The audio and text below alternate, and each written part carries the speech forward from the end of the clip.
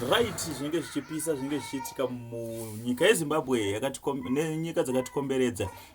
Tinge tichingopa paBombshell Television mushawe zvinopisa mushawe malatest. Kana uri munyowani, what are you waiting for? Please don't forget to subscribe.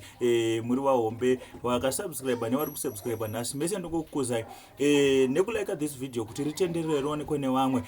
Pane rally yakapedzisira kuitwa naPresident Nelson Chamisa.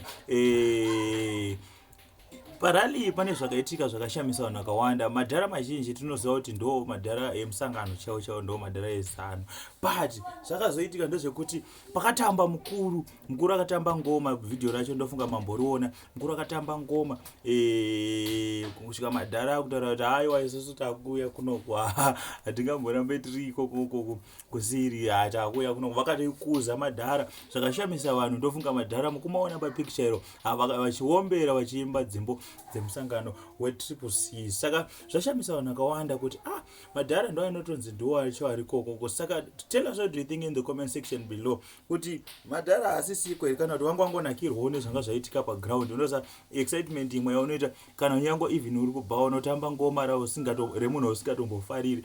Rimwe racho ukatikatoriinzwa kubvawo utozoya uchiri download kana kuti sese.